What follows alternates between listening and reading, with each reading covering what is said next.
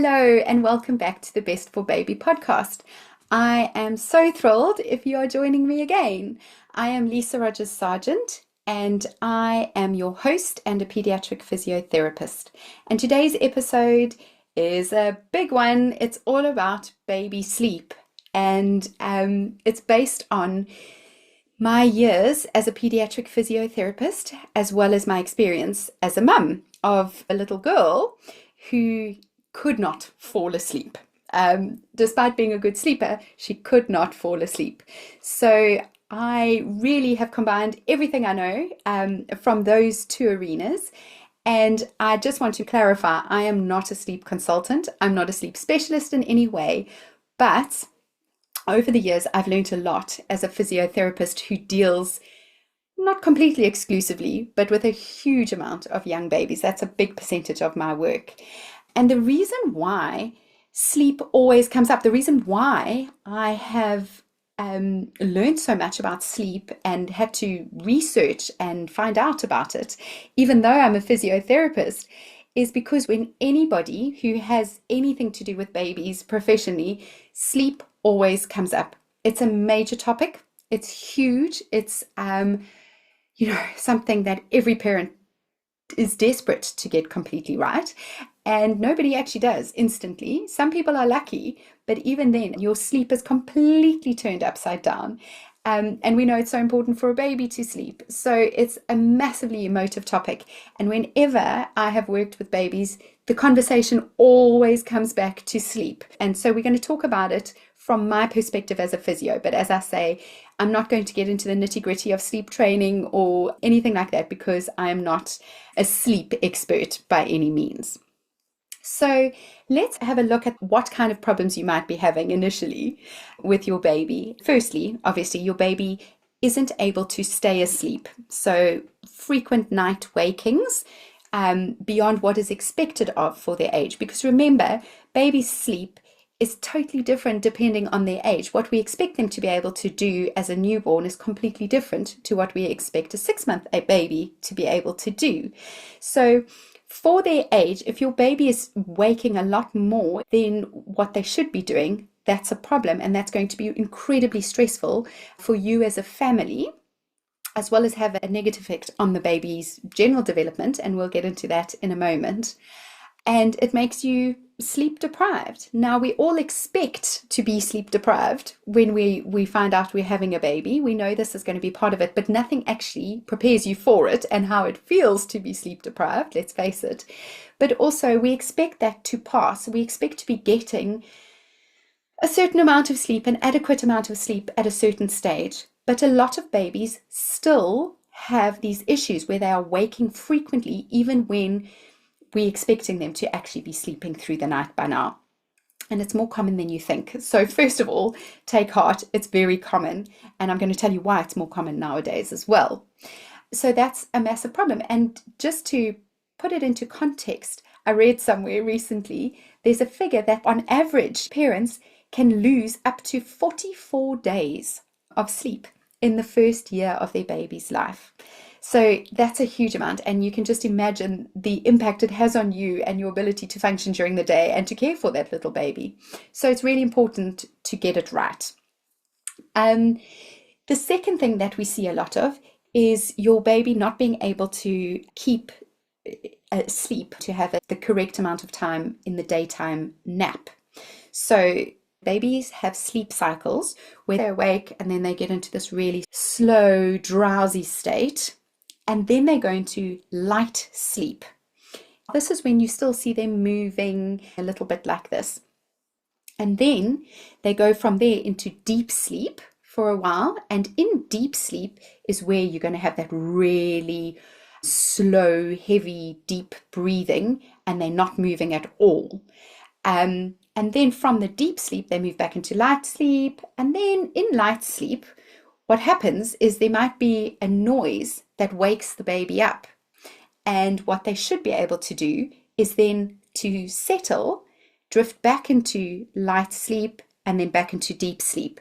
And that whole cycle going from being awake to maybe briefly awake or just on the verge of waking up as they've come out of deep sleep and they're drifting back into light sleep, is one sleep cycle, basically. So they've been light sleep, deep sleep, and then back up slightly, and then they should go straight back into deep sleep. So they should be connecting 2 or more sleep cycles. And that's where the problem comes in, because those babies are waking in that light sleep phase where they're drifting right up to the top of it before getting stuck into light sleep and then deep sleep again. And so they're not linking their sleep cycles, and therefore you're having these very short daytime naps. Now that cycle, we know, typically lasts between 45 and 60 minutes, depending on your baby's age, sometimes a little bit shorter than that. And that is why very often parents will say to me, oh, my daytime naps are a problem. My baby, I know for their age, they should be sleeping twice a day for up to 2 hours or something like that, but they're only sleeping for 45 minutes at a time. So that's another issue. And that might not have a knock-on effect on you in terms of your sleep deprivation because it's their daytime naps, but it will have a knock-on effect on your baby because your baby needs to be having enough sleep. And then the third issue that we see, which was my issue with my baby, is that they can't fall asleep themselves. Now, this is something nobody told me, that babies don't come out knowing how to fall asleep. You almost have to teach them how to do it. And it makes sense. It's like all the other skills that babies have to learn. They have to learn to fall asleep. And only with time does that develop. So my daughter was a really great sleeper, and she slept through the night from very early. She also had great day naps. There was a stage where she wasn't linking her sleep cycles, but that kind of passed relatively quickly. My biggest issue with her was from about 5 months, she never could fall asleep. So I was feeding her to sleep, and we will talk about that as well. And then we got to a stage where I realized I needed to try and reduce that. And then it kind of kicked in even worse. And as soon as I took her off the breast, she would wake up and we couldn't get her to sleep. And it got to a point when she was about 6 months old, 6.5 months old, where she had to be on the breast for her entire daytime naps. And sometimes that was 2 hours. And it wasn't every single time, but it was a real problem. So I did a lot of learning as a result of that. But moving forward, so we've looked at the kind of issues that we really, or maybe that my podcast today is going to address. So it's the frequent wakings, unable to link sleep cycles, and not able to fall asleep, because these are really common problems, and there's a lot you can do to help it. So I'm going to take you through everything you can do to help it. And if you're still battling, then perhaps you are in the smaller percentage that may need a bit more help from a sleep consultant or other avenues, which we'll talk about as well. And then finally, something that is usually quite temporary and in theory fixes itself, but with some babies it persists longer than what it should, is their day-night confusion. Now, babies in the womb have no sense of day and night because it's always dark and the sound is always the same.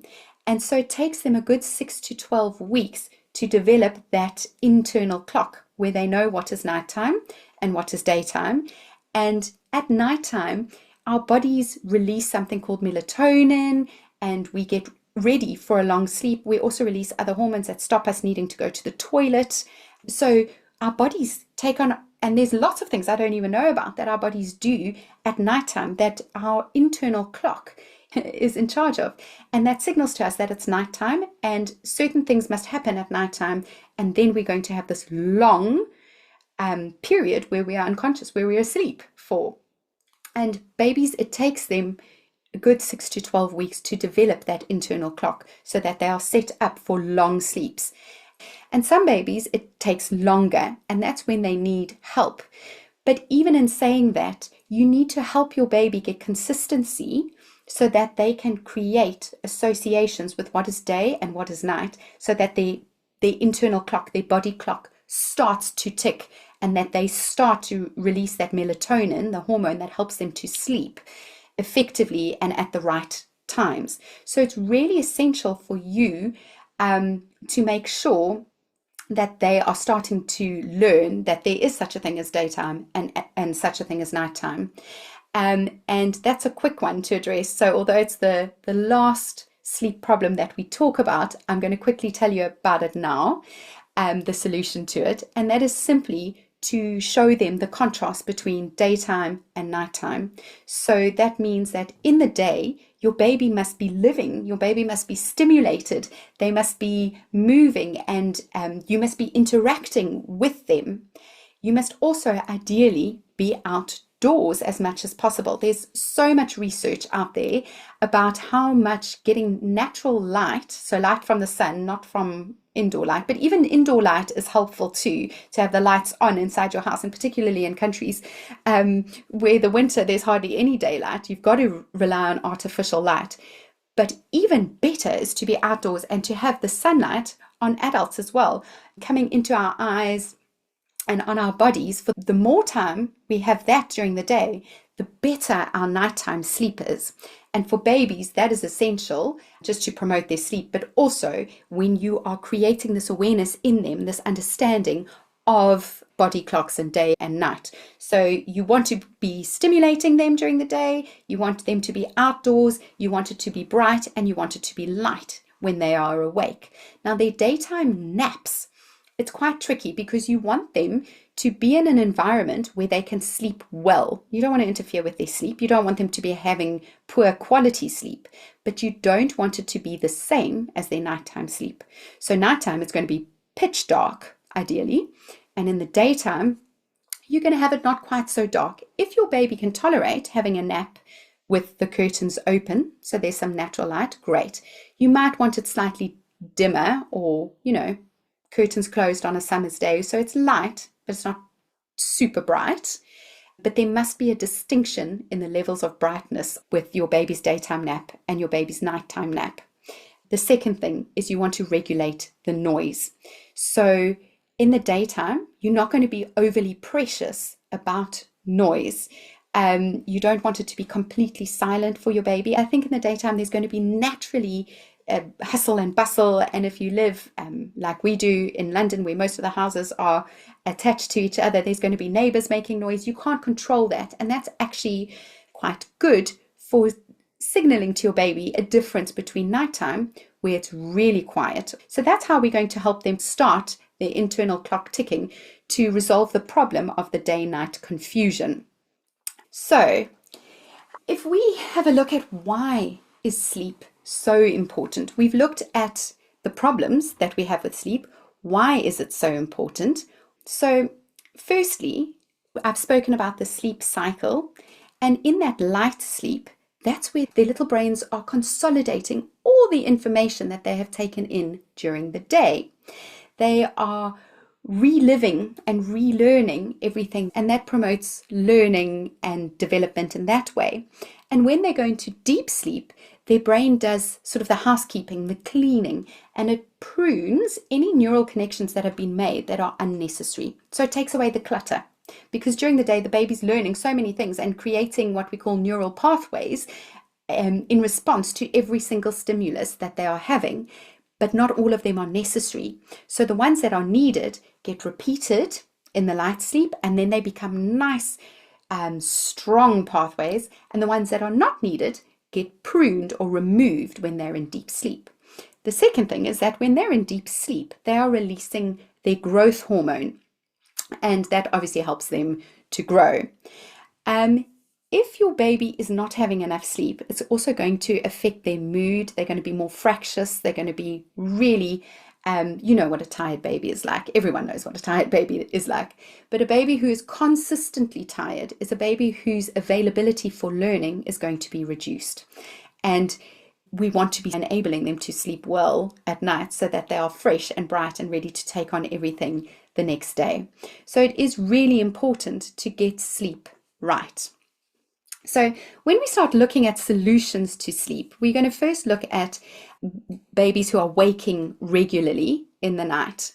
And as I said before, this is a lot more common nowadays. I'm sure you might have had a relative or somebody a little bit older than you saying, in my day, we'd put them down to sleep and they'd sleep through the night. It was never such a big fuss. Everyone makes such a big fuss about it nowadays. I hear people saying that to me all the time. And it's true. It is more common now. And before I tell you why, I have to reiterate, like I do probably in every single podcast episode I do. The most important thing is safety. Your baby has to be safe when they sleep, and we know to sleep safely at night when they're not being supervised, they have to sleep on their backs. Okay, so that is my take-home point. At nighttime, your baby needs to be asleep on their back. You put your baby to sleep on their back. Full stop. There's no questioning that. However, our babies are born kind of geared to be sleeping on their fronts, unfortunately. And as a result of this, we put them down on their backs, and they are now at the mercy of gravity. And some babies can tolerate this really well. Other babies, they feel the effects of gravity more. And this might just be because they're slightly hypermobile. There's loads of different reasons, and it's nothing worrying. It's just a way of being in those early stages. And so what we find is that gravity causes things to happen that make the baby's sleep interrupted. And it doesn't mean we must now put our babies to sleep on their tummies. It means we must compensate for those things. So firstly, if your baby is lying on their back, we know they're going to drift in and out of these sleep cycles. And if they're in light sleep, there might be a noise that wakes them, and they could wake up. And they, just by that sort of gasp of air inwards or flicking or moving in response, it can trigger a startle reflex because they're just lying like this, flat on their backs. The same as if they just try and do a little movement in their sleep when they're in light sleep, because they do this. Babies do these lovely little movements when they're in light sleep. And that might, because now they're doing it against gravity, it might trigger a bigger movement, which then triggers what we call the startle reflex. And that is really that gasp, and they sort of shoot their arms and legs out. Now, if they are on their tummies, they will try and shoot out, but they can't. They're just going to push into the surface, and then they relax and they fall back asleep. Nowadays, because it's much safer for our babies to sleep on their backs, so they're sleeping on their backs, what happens is that they flail their limbs and they've got nothing to push against, and they have a full-blown startle reflex, and that wakes them up. And then if they've had a startle, often it might give them a bit of it's like having a shot of adrenaline. It wakes you up. It's very hard to now go back to sleep. And so we see naps being affected as a result of that. And we see the short naps, and they usually coincide with once the baby's had a full sleep cycle and they're now in light sleep because they've started to move, or they've been slightly more aware and they've heard a noise which has triggered this wake cycle. So the answer to this is to swaddle your baby. Now, there's we say up to about 3 months, but from 3 to 6 months, you start reducing the swaddling and the intensity of the swaddling. So hopefully the idea is that it's or not far from the time when your baby's going to start rolling over. And once your baby rolls over onto their tummies, they can sleep on their tummies as long as you are practicing safe guidelines. A lot of parents panic. They say, oh, my baby's now rolling onto their tummy. I have to keep waking up and rolling them back. You really don't have to. Once your baby rolls onto their tummy to sleep, you can leave them to sleep on their tummies, but you have to make sure they're safe. In 1991, in the UK, the Back to Sleep campaign was launched. That said babies must sleep on their backs. And we saw this massive reduction in infant death syndrome. But then a little bit later, they also added some safe sleeping guidelines, which you need to be practicing as well. And that ensures that if your baby does start to roll over, they will still be safe sleeping on their tummies in their cot. And that is basically that you shouldn't have a cot bumper. You must have no loose objects in the cot, so no soft toys, no comforters, no loose blankets. Your blankets must always be tucked under the foot of the mattress and folded down just to chest height on your baby.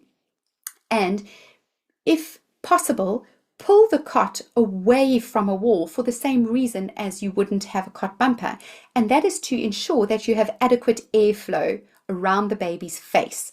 So even those guidelines makes sleeping on the back much safer. But for sleeping on the tummy, it's essential, because if a baby's on their tummy up against a cot bumper, they're just breathing backwards and forwards, and their carbon dioxide then builds up. And what we want is fresh oxygen coming in all the time, and availability of fresh oxygen. So we want good airflow, no loose objects that can cover the face, and then if they are rolling onto their tummies, that's totally fine. I've gone in a whole big loop, but basically what we were talking about is swaddling, because then the baby will push into the swaddle and calm themselves down.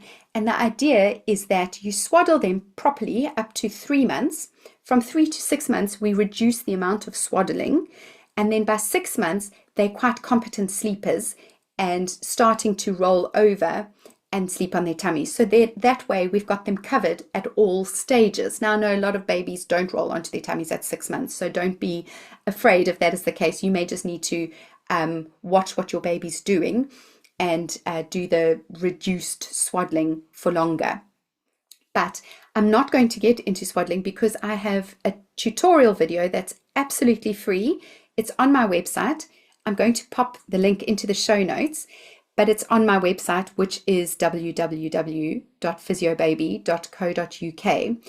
And it's called Swaddling Made Simple, and it's a quick tutorial. I tell you all about it. It's about a 15-minute video, and you can watch it on quick speed, so it goes quickly. And I also show you how to swaddle a baby, and I talk about all the ages and reducing the swaddle and all of that.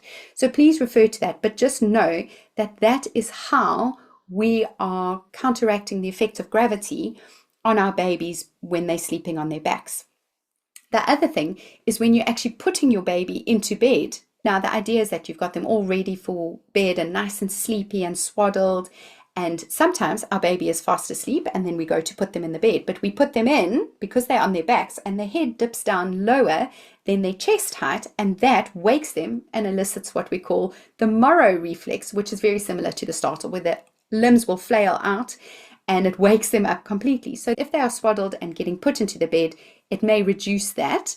But also, really important is when you are putting your baby to sleep into their cot on their backs, make sure you hold them with their head higher than the rest of their body the whole way until their bottom hits the mattress, and then you slowly lower the rest of the body down until the head is then in contact with the mattress as well. And that's just another way to override any of the sleeping difficulties that we see with having our babies sleep on their backs. The other big thing is maybe your baby's just waking because they're hungry. And we know there are guidelines for how often a baby needs to be fed during the night according to their age, according to their weight. Some babies are more hungry, and that's okay. And all babies feed differently. But if it's excessive as your baby gets older and they're still having those frequent wakes when they need to be fed, then I would consult your midwife and see, does my baby actually need the feed, or is my baby waking for another reason? And it could just be that they're looking for reassurance. So they cry out for us to come and reassure them. And perhaps you are feeding your baby to reassure them rather than feeding them because they need a feed. But that is something you need to discuss with your midwife, and you as a parent will know if your baby needs that feed or not. In those early days, they're going to wake in between their cycles, and in that sort of drowsy state when they're half awake, we want them to be going straight back to sleep. But it's this whole new environment. They've been in a womb where they know their environment so well, and now there's this new environment and it's scary, and so they're seeking reassurance. When they have been calmed and comforted and soothed by you, and they wake up and they're no longer with you, they're going to seek reassurance. Now, when they are on their tummies, usually they're lying with their head to one side and their hand right next to their face, and it's natural. They bring the hand to the mouth and they suck on the area between the thumb and the base of the forefinger, and that area is a lovely area to suck, and that's called self-soothing. We don't want babies sucking their thumbs or their fingers, but when we are doing stimulation with babies and they're awake, we hold them on their backs and we bring their hands together and bring that part of the hand to the mouth to encourage them to suck them, because that self-soothing activity will enable the baby to fall asleep again. And this is a problem if they're lying on their backs and they're floppy because they're half asleep, and we know muscle tone goes down when babies are sleeping. So they're flopped like this with their hands outstretched to their sides. It's really tricky for them to bring that hand up against gravity and to their mouth. If we swaddle them, they're going to be able to get that hand to their mouth, or at least we swaddle them with their hands together. And that's why it's essential that you don't just swaddle your baby, you swaddle your baby correctly, because whenever we swaddle with hands to midline or sometimes we can swaddle them with a hand available so that they can suck that area and they have it in line with their mouth so that as they do start to wake, they instantly start sucking there and they self-soothe and then they go back to sleep. So please, that's another reason to go and check out that totally free tutorial on my website about swaddling. So please go and have a look at that. So we've looked at babies waking regularly because they are feeling the effects of gravity. We've looked at them needing reassurance. We've spoken about the babies where their internal clock hasn't yet come into play and what we should do for that. But if we have a little look at the issue I had with my baby, was that she was unable to fall asleep. And this is really common because babies are born, as I said, without knowing how to fall asleep. So a lot of times people say, in order to get my baby to sleep, we go for a walk in the push chair. I push them and then they fall asleep, or we drive and they fall asleep, or I have to put them in the sling and I walk and then they fall asleep. That's the only time I can get them to sleep. If it's a daytime, I just leave them in the pushchair in the car on the sling and we sleep like that. And if it's nighttime, I make sure they're in deep sleep and then I transfer them into the bed. So these are all fine. The problem is when sometimes they're not fine for the adult, they're a lot of effort. So if we look at the daytime naps, I think popping your baby in a sling is wonderful because they're smelling you, they're comforted by you, they're up against you. It's probably good for you as a parent to get out and go for a walk and get some sunlight. It's all in keeping with making sure their body clock is starting to come in because you're out and about, you're getting the fresh light. And if your baby's not too heavy for you to walk around for 30 minutes to 45 minutes, if that's all you're expecting that nap to be, then that's absolutely fine. If you are trying to get your baby to sleep by putting them in a pushchair and then you leave them in the pushchair again for that amount of time and they sleep, that's great. I don't think there's a problem with that either. Sometimes a pushchair is quite nice because you go for the walk, you get all the benefits of walking, and then they stay asleep for their full, say, 2-hour nap in the pushchair, and that's also okay. We don't want all of their naps to be out and about. Ideally, they would have one nap when they're having lots of naps still in their designated cot where they sleep at night. But that's okay if you are doing one nap a day in a pushchair. That's really fine. The car is tricky because you've got to keep driving for the whole time. Sometimes they wake up as soon as you stop driving, and also it's not good for the environment. You get none of the benefits of going out for a walk as you would with the pushchair or the sling. So ideally, you're not going to make use of that one too much, and I'd like to give you some other options instead. So at nighttime, you're looking to get them to sleep and stay asleep. So you want them to fall asleep and be in a deep sleep and then put them into their cot. Now, this brings up the question, which I was terribly fearful of, but something we must take within reason. And that is that people say you shouldn't let your baby fall asleep in your arms. You shouldn't make your baby fall asleep and then put them to bed. You should get them to the really lovely drowsy state. Then while they're still awake but very drowsy, put them to sleep. And so this is going to teach them to fall asleep themselves. And if you can do that, that is the gold standard. That's fantastic. However, as I said, because newborns need to be taught how to fall asleep as a parent, you're teaching them to fall asleep and they're using you to fall asleep, and then you try and take it away, and it's all really, really complex. So firstly, I wouldn't worry about this for the first 3 to 4 months. Babies are not going to create these massive, strong habits in the first 3 to 4 months of life. I also think breastfeeding is a very natural way to fall asleep, and even bottle feeding as well. The one thing I would say about letting your baby fall asleep on the breast or on the bottle particularly, is that you want to make sure that you remove the bottle, you remove the breast, so they don't fall asleep with a pool of milk in the mouth. Because what can happen is, first of all, the eustachian tube, the tube that connects the ear to the mouth, is very short, it's very horizontal, and the milk can backflow, and we can get ear infections if they are falling asleep on a bottle. And the other thing is that the lactose in milk, the sugars in that lactose will react with bacteria, and that can cause tooth decay if your baby is falling asleep on the bottle. If it happens once or twice, it's unlikely to have any of these issues that I've warned you about, but we don't want it to be a habit. Now, It's more common that we're going to get tooth decay or ear infections with a bottle than a breast, because breast milk is an antibacterial as well. So it tends to reduce the sugar reacting with the bacteria and causing the tooth decay and the infection in the ear. And also, there is less added sugars. Like, formula milks will have added sugars in them that are going to react more with bacteria and cause tooth decay. So you're going to be especially strict if you are feeding your baby to sleep. As I said, for the first 3 to 4 months, don't worry about it if you are. I think that's totally natural and totally normal. We make sure that we take out the bottle. The baby is in your arms for some time after the bottle has been removed, and they swallow that milk down. Then we put them to sleep. The same with the breast, because although it's less likely to have any of these problems, if a baby is falling asleep on the breast or on the bottle teat, create a need for something to chew in order to stay asleep.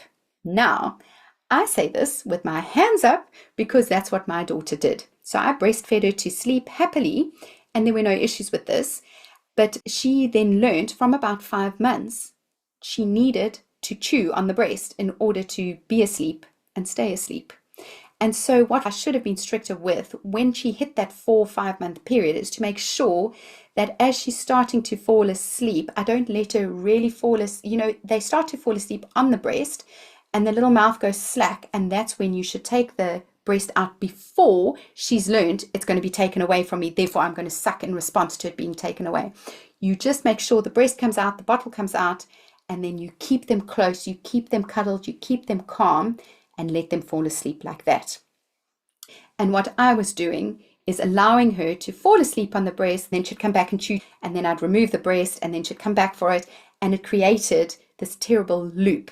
So the idea is feed them, absolutely, but after 4 to 5 months, we want to make sure that as they start those dropping off, we take the bottle out, we take the breast out, and we hold them close until they're asleep, and then we put them down. With the bottle, if you're anything under those 3 months, you still have to worry because you don't want the ear infections and the cavity. So we make sure that the bottle comes out sometime before you've put the baby down to sleep. Now, so that's all great with the feeding, but there are times that we're not going to feed to sleep in those early days.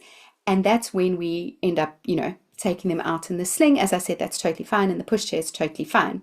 At nighttime, however, we need other things. So what my husband did when he couldn't obviously feed her to sleep is he would sit on a great big gym ball, holding the baby and bouncing up and down on the gym ball until she would finally fall asleep. Now, a lot of babies will fall asleep quicker than what my baby did. It took a huge amount of time, and we're going to discuss this in a moment. But the idea is that you just hold the baby nice and close to you so that they're totally supported. You don't want the head bouncing or any part of their body bouncing as they bounce. They must be totally supported. And if you are swaddling your baby, they should be swaddled at this stage. And you bounce them, and you slowly, in a really predictable, rhythmical pattern, you bouncing them slowly and rhythmically like this until they fall asleep, and then you put them down. The other thing he used to do, now we don't have a huge house, but he used to walk round and round our kitchen island, and as I keep saying, my baby couldn't fall asleep, so he had to walk a lot at night time around a small space. And it's that movement that helps them to go to sleep. So those are two sort of cheat ways if you are still teaching your baby to fall asleep, and then you get them to sleep. As you get older, you may gently then start to do these things until your baby is really drowsy, and then put them down in their cot in the hopes that they will then drift off to sleep and slowly lose dependence on you. But the timing for this is essential because they have to be old enough to be able to do it. You have to have shown them how to fall asleep enough over at least 3 to 4 months, and then you get it just right. And you as a parent will have to find the sweet spot with that.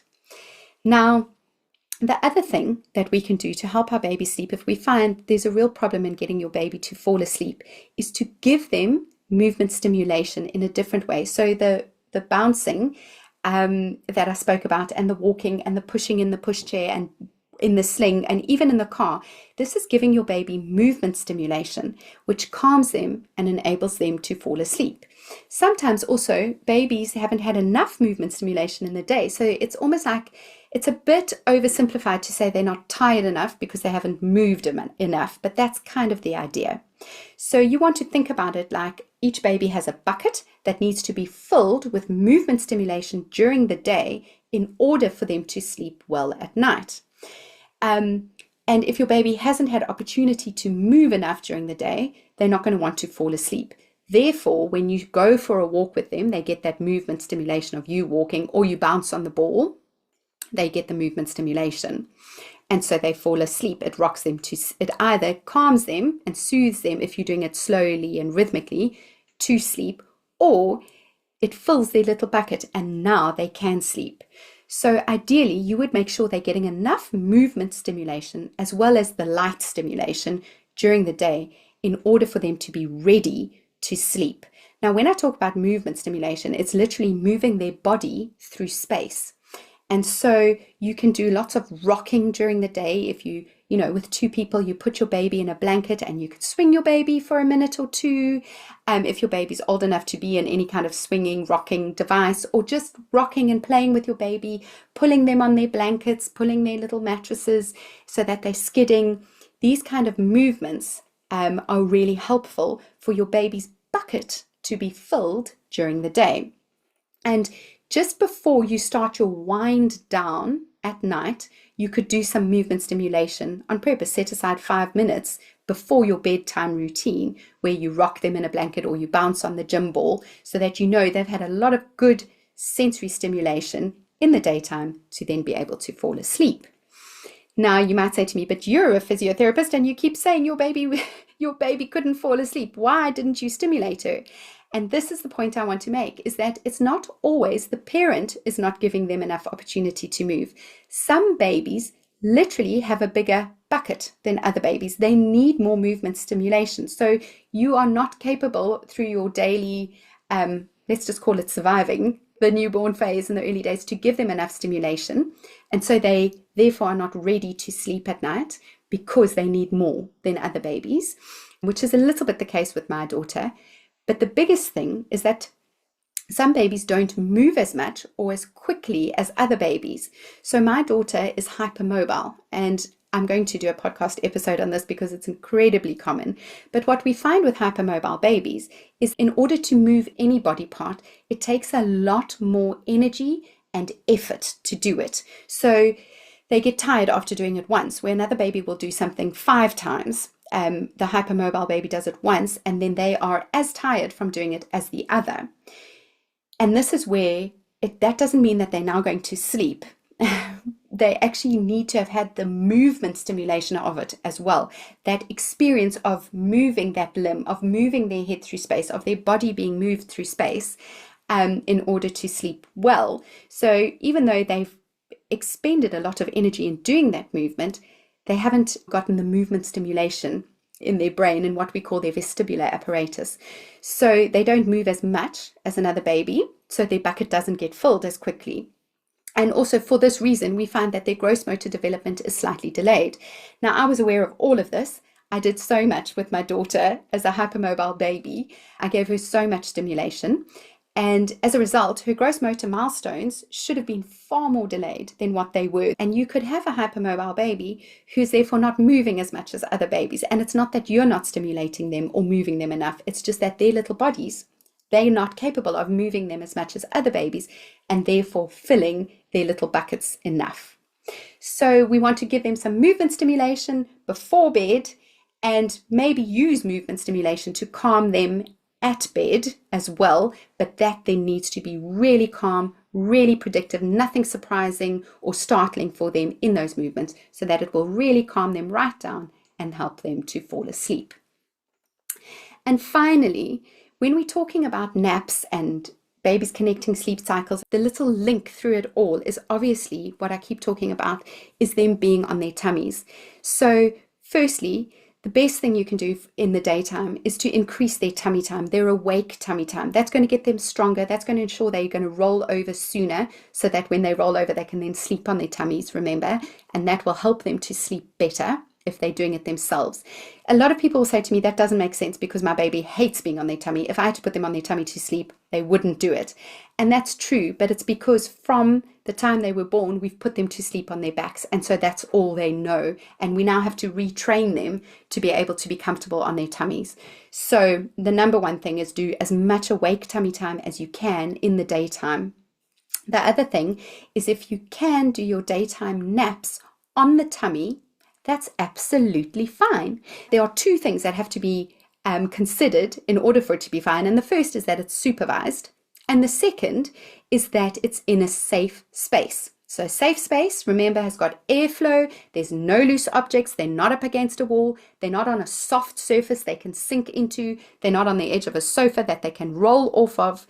I'd really like you to go and refer to my first ever podcast episode, which is all about tummy time. And this will help you to implement more tummy time during the day to get them as strong as possible, and therefore fill up their little sensory buckets with movement stimulation. It'll also get them more comfortable being on their tummies, so when they do roll over, they're going to be so happy to sleep on their tummies that their sleep will also improve.